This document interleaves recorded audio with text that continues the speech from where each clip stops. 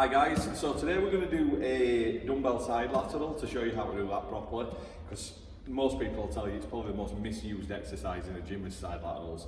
You'll see people doing it in every way possible and most of them are usually wrong, so we'll show you how to do that. We will do a front raise, a rear raise and everything as well at some point, but they're almost performed the same in the sense of you need to keep your arms straight. Most people on side laterals have huge bends in their arms. The hands are way higher than their elbows. So it's coming off basically the body part that you're trying to work. Traps are taking over, forearms are taking over, there's everything else but the deltoid getting much stimulation. So George is going to come in, do a few reps for you just to show you exactly how it's done, because we haven't done an instructional one for a little while. So as I say, basically when you're performing this exercise, as daft as it sounds, try and think of lifting through the elbow, because at any point the hand doesn't want to be higher than the elbow. So when you're coming out to the side like that, what a lot of people do is they come in, so then the dumbbell is above. So again, it's taking it off the deltoid, and a bend in the arm as well is taking the stress away from the shoulder. The more you can push that away from yourself, the more it's focused right to the weight, right up to the neck, through the side deltoid, which is exactly what we're trying to do. So really focus on trying to push the dumbbells away from yourself, you know, towards either wall, and really focus, as I say, from lifting through the elbow, so that when you get to the top position, which should be pretty much parallel or just a microbe above, the elbow should at least be kind of level with the hand. Also, as you're coming up, just try to keep the hand fairly flat. So you're like tipping the thumb a little bit so it's flat. Again, focusing more on the side deltoid. When the thumb's up like that, it just removes a little bit of stress from there, bringing the front deltoid in a little bit more. And the last point is really focus on pushing out to the side. A lot of people, when you see them doing side laterals, they're going so heavy that the dumbbell's basically just coming in front of them like that, which means the front delt is doing most of the work rather than the side delt.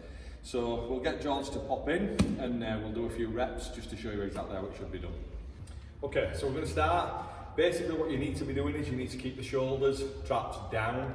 Okay, the arms, as I say, want to be straight, and focus on lifting through the elbow, and we're pushing out to the side towards either wall. Okay, the hands want to remain flat and keeping that focus on the elbow, because what we don't want is the hand going up higher. We also don't want to be coming much above parallel, because then it's traps taking over. Okay, so focus on pushing out, George. Nice flat hands, okay, and then you're going to slowly come down, controlling. That's perfect. Let it come down till it stops at the bottom, and then smooth drive out and control coming down. So what we'll show you on this next rep is, what most people do is they come all the way down. Now I know I talk about full range of motion all the time, which you do want, but on certain movements you kind of almost lose everything at the bottom.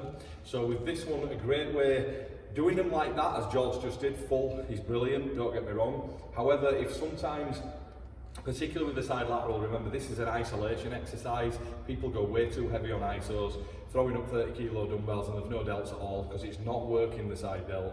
So yes, use the best weight you can, but in perfect form. So a lot of the time though, when you're going transitioning from say one weight to another, it's difficult because the next weight up is just way too heavy, even when you can get a fair few reps with one. So this is another point you can do till you get to that point. Okay, so George is going to drive out in that same perfect form. He's going to hold the top as you always should. He's going to control down as always. But what he's going to do is he's going to stop at the 3/4 point. So where he stops, coming down to my hands there now, when he stops, that tension is still there, whereas if he comes down there, it kind of just drops off. So we're going to sit there, and then he's going to drive up. He's going to hold, and he's going to slowly come down to that position there. So we'll just do one more, George, just to show. So take the pause, drive out, elbows high, hold, and slowly work back down, all the way down. Perfect, George. Okay, so basically, if you're doing this exercise, start out with the full ones, and then if it's hard to transition to the next weight, try that 3/4 stop, which I'd advise you try anyway, because it's unbelievable on the shoulders. The pressure builds up really quickly, and you'll really feel it where you should.